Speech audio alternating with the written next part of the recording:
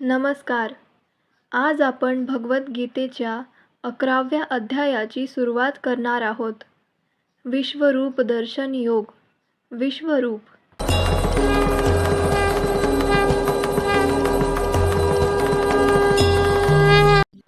अर्जुन म्हणाला, या परमगुह्य आध्यात्मिक विषयाबद्दल तुम्ही कृपावंत होऊन जे उपदेश दिले आहेत ते ऐकून माझा मोह नष्ट झाला आहे. हे कमलनयना, जीवांच्या उत्पत्ती आणि लयाबद्दल मी तुमच्याकडून सविस्तरपणे ऐकले आहे आणि मला तुमच्या अगाध अव्ययी महात्म्याची अनुभूतीही झाली आहे.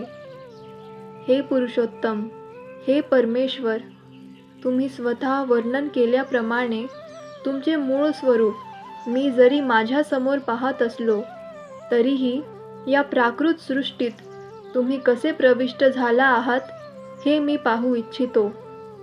मला तुमचे ते रूप पाहण्याची इच्छा आहे. हे प्रभो, मी तुमचे विश्वरूप पाहणे शक्य आहे असे जर तुम्हाला वाटत असेल तर हे योगेश्वरा, तुम्ही कृपया ते आपले अमर्याद विश्वरूप मला दाखवा. श्री भगवान म्हणाले, हे अर्जुना, हे पार्था, आता माझे ऐश्वर्य पहा. अलौकिक आणि नाना वर्णांनी युक्त अशी माझी सहस्रावधी रूपे पहा. हे भरतश्रेष्ठा, आदित्य, वसु, रुद्र आणि अश्विनी कुमारांच्या विविध रूपांना आणि इतर सर्व देवदेवतांना या ठिकाणी पहा. यापूर्वी कोणत्याही मनुष्याने कधीच न पाहिलेल्या किंवा न ऐकलेल्या अनेक अद्भुत रूपांना पहा. हे अर्जुना, तू जे काही पाहू इच्छितोस ते आता माझ्या या देहामध्ये पहा आणि भविष्यामध्ये तुला जे काही पाहावयाची इच्छा असेल ते सर्व हे विश्वरूप प्रकट करू शकते. संपूर्ण चराचर या एकाच ठिकाणी स्थित आहे, परंतु तू तुझ्या वर्तमान नेत्रांनी मला पाहू शकणार नाहीस. म्हणून मी तुला दिव्य नेत्र प्रदान करतो. माझे योग ऐश्वर्य पहा. संजय म्हणाला, हे राजा, या प्रकारे बोलून महायोगेश्वर पुरुषोत्तम भगवंतांनी आपले विश्वरूप अर्जुनाला दाखविले. अर्जुनाने या विश्वरूपात असंख्य मुखे, असंख्य नेत्र, असंख्य अद्भुत दृश्ये पाहिली. हे रूप अनेक अलौकिक अलंकारांनी विभूषित झालेले आणि अनेक दिव्य शस्त्रांनी सज्ज झालेले होते. या विश्वरूपाने दिव्य वस्त्रे आणि माळा धारण केल्या होत्या आणि अनेक दिव्य सुगंधी द्रव्यांचा त्यांच्या शरीराला लेप दिला होता. विश्वरूपाच्या बाबतीत सर्वच अद्भुत, तेजस्वी, अनंत आणि सर्वव्यापी होते. आकाशामध्ये एकाच वेळी जर हजारो सूर्यांचा उदय झाला तर कदाचितच त्यांचे तेज भगवंतांच्या विश्वरूपातील तेजाची बरोबरी करू शकेल. त्यावेळी अर्जुनाने भगवंतांच्या विश्वरूपामध्ये एकाच ठिकाणी स्थित असलेले परंतु अनंत ग्रहांमध्ये विभागलेली ब्रह्मांडाची विस्तृत रूपे पाहिली. त्यानंतर भ्रमित आणि आश्चर्यचकित होऊन अंगावर रोमांच उभारलेला अर्जुन प्रणाम करण्यासाठी नतमस्तक झाला आणि हात जोडून त्याने भगवंतांची प्रार्थना करण्यास प्रारंभ केला. अर्जुन म्हणाला, हे भगवन, हे कृष्ण, मी तुमच्या शरीरात एकत्रित झालेल्या सर्व देवतांना आणि इतर विविध जीवांना पाहतो. कमलासनावर बसलेल्या ब्रह्मदेवांना तसेच भगवान शंकर, सर्व ऋषी आणि अलौकिक सर्पांना मी तुमच्या देहामध्ये पाहतो. हे विश्वेश्वर, हे विश्वरूप, तुमच्या देहामध्ये मी अमर्यादित आणि सर्वत्र पसरलेल्या असंख्य भुजा, उदरे, मुख आणि नेत्रांना पाहतो आहे. तुमच्यामध्ये मला आदी, मध्य आणि अंत काहीच दिसत नाही. तुमचे रूप अत्यंत तेजपुंज असल्याने ते पाहणे कठीण आहे. हे तेज प्रज्वलित अग्नी किंवा सूर्याच्या अपरिमित तेजाप्रमाणे सर्वत्र व्यापलेले आहे. तरीही अनेक मुकुट, गदा आणि चक्रांनी सुशोभित झालेले हे कांतिमान रूप मी सर्वत्र पाहत आहे. तुम्ही परम आद्य अक्षरज्ञेय आहात. या संपूर्ण विश्वाचे परम आश्रयस्थान तुम्ही आहात. तुम्ही अव्ययी आणि पुरातन आहात. तुम्हीच शाश्वत धर्माचे पालक पुरुषोत्तम श्री भगवान आहात, हे माझे मत आहे. तुम्ही आदी, मध्य आणि अंतरहित आहात. तुमचा महिमा अगाध आहे. तुम्हाला असंख्य बाहू आहेत. चंद्र आणि सूर्य हे तुमचे नेत्र आहेत. तुमच्या मुखातून बाहेर पडणारा अग्नी संपूर्ण विश्वाला तुमच्याच तेजाने तप्त करीत असल्याचे मी पाहत आहे. तुम्ही एकट्यानेच संपूर्ण आकाश, ग्रहलोक आणि त्यांच्यामधील सर्व दिशा व्याप्त केला आहेत. हे महात्मन, तुमचे हे उग्र आणि अतिशय अद्भुत रूप पाहून सर्व ग्रहलोक अतिशय व्यथित झाले आहेत. सर्व देवतागण तुम्हाला शरण येऊन तुमच्यामध्ये प्रवेश करीत आहेत. त्यांच्यापैकी काही अत्यंत भयभीत झाल्यामुळे हात जोडून तुमची प्रार्थना करीत आहेत. महर्षीगण आणि सिद्धगण स्वस्ती असे म्हणून वैदिक स्तोत्रांनी गायन करून तुमची स्तुती करीत आहेत. रुद्रगण, आदित्यगण, वसुगण, साध्यगण, विश्वेदेव, अश्विनी कुमार, मरुद्गण, पितृगण, गंधर्व, यक्षगण, असुर आणि सिद्ध देवता विस्मित होऊन तुम्हाला पाहत आहेत. हे महाबाहू, देवतांसहित सर्व लोक तुमचे अनेक नेत्र, मुखे, भुजा, जांघा, पाय, उदरे आणि अनेक अक्राळ विक्राळ दाढा असणारे महाकाय रूप पाहून अतिशय व्यथित झाले आहेत. आणि त्यांच्याप्रमाणेच मी सुद्धा व्यथित झालो आहे. हे सर्वव्यापी विष्णू, अनेक तेजस्वी वर्णांनी युक्त तुम्ही आकाशास भिडलेले, तुमची आव असलेली मुखे आणि प्रदीप्त विशाल नेत्र असलेले रूप पाहून माझे मन भयाने व्यथित झाले आहे. त्यामुळे मी धैर्य आणि मानसिक संतुलन राखू शकत नाही. हे देवाधिदेव, हे जगन्निवास, कृपया माझ्यावर प्रसन्न व्हा. तुमची मृत्यूरूपी प्रज्वलित मुखे आणि अक्राळ विक्राळ भयंकर दाढा पाहून मी माझे संतुलन राखू शकत नाही. सर्वच बाजूंनी मी गोंधळलेलो आहे.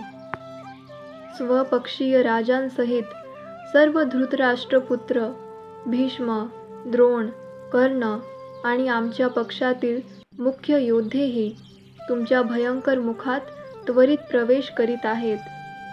काही जण तुमच्या दातांमध्ये अडकून त्यांच्या मस्तकांच्या चुराडा झाल्याचे मला दिसत आहे.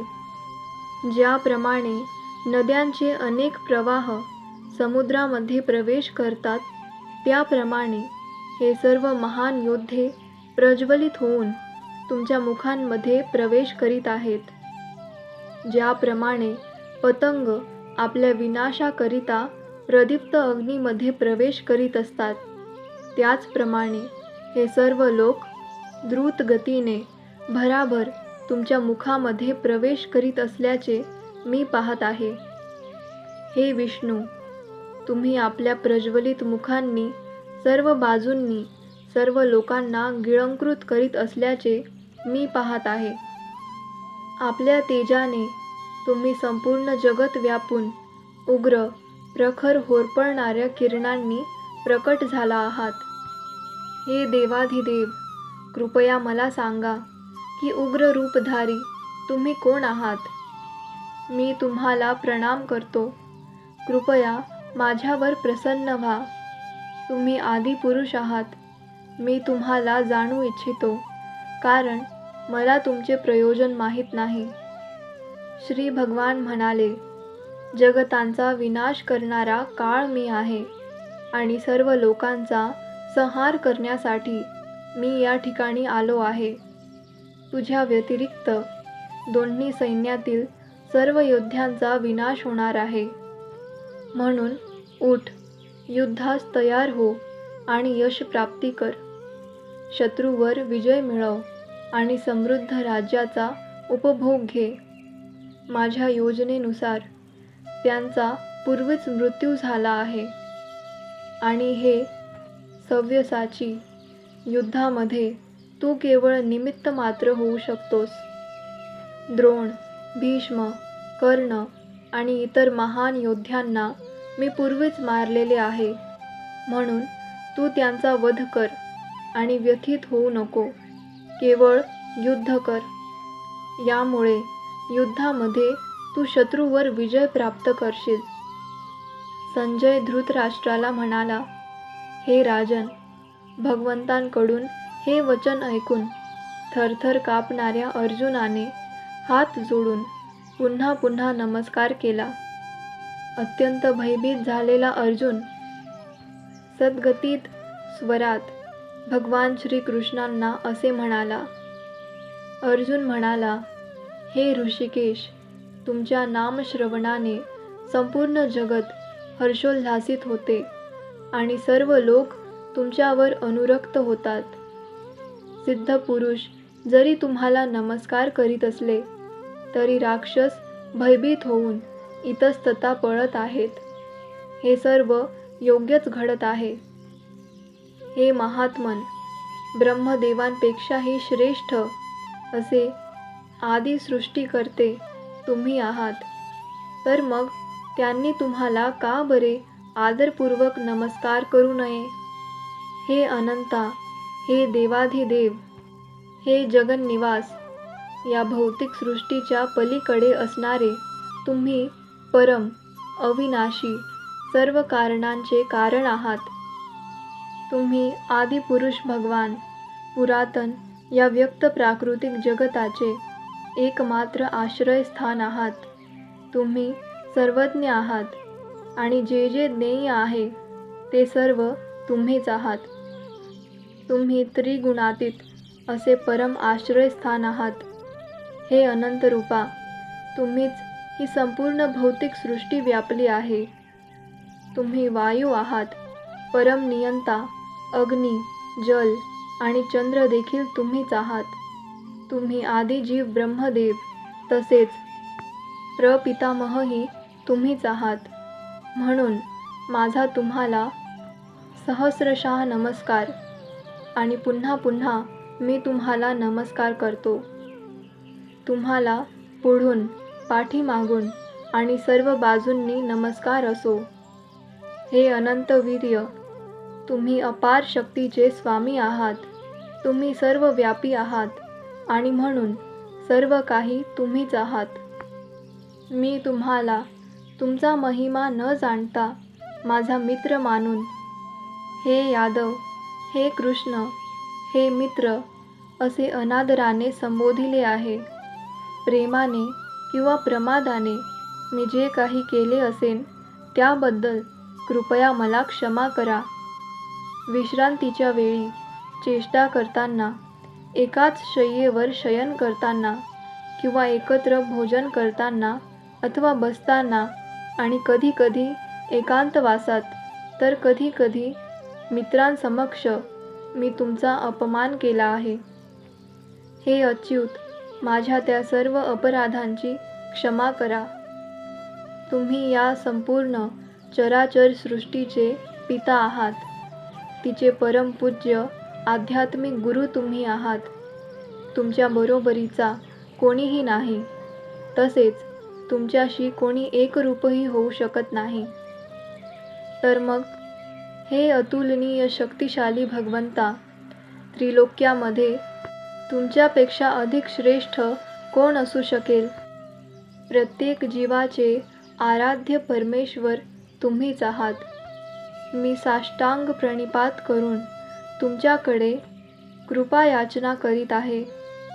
ज्याप्रमाणे पिता आपल्या पुत्राचा उर्मटपणा सहन करतो किंवा एक मित्र दुसऱ्या मित्राचा उद्धटपणा सहन करतो किंवा पत्नी आपल्या पतीचा उद्दामपणा सहन करते, त्याचप्रमाणे कृपया मी केलेल्या अपराधांची मला क्षमा करा.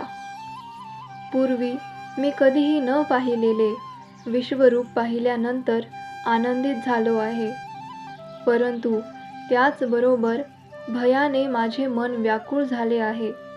म्हणून हे देवाधिदेव, हे जगन्निवास, कृपया माझ्यावर प्रसन्न व्हा आणि तुमचे पुरुषोत्तम भगवान रूप प्रकट करा. हे विश्वमूर्ते, हे सहस्रबाहो भगवान, मस्तकावर मुकुट धारण केलेले आणि शंख, चक्र, गदा, पद्मधारी तुमचे चतुर्भुज रूप मी पाहू इच्छितो. तुम्हाला या रूपामध्ये पाहण्यासाठी मी आतुर झालो आहे. श्री भगवान म्हणाले, हे अर्जुन, मी तुझ्यावर प्रसन्न होऊन माझ्या अंतरंगा शक्तीद्वारे या प्राकृत जगतातच हे परमश्रेष्ठ विश्वरूप तुला दाखविले. तुझ्या वाचून पूर्वी कोणीच हे अनंत तेजोमय आणि आद्य रूप पाहिलेले नाही. हे कुरुप्रवीर, तुझ्यापूर्वी माझे हे विश्वरूप कोणीही पाहिले नव्हते, कारण वेदाध्ययनाने, यज्ञाने, दानाने, पुण्यकर्म करण्याने किंवा उग्र तप करण्याने मला विराट रूपात या भौतिक जगतामध्ये पाहणे शक्य नाही. माझे हे भयंकर रूप पाहून तू व्यथित आणि भ्रमित झाला आहेस. आता हे रूप मी समाप्त करतो. हे मद्भक्ता, सर्व क्लेशातून मुक्त हो.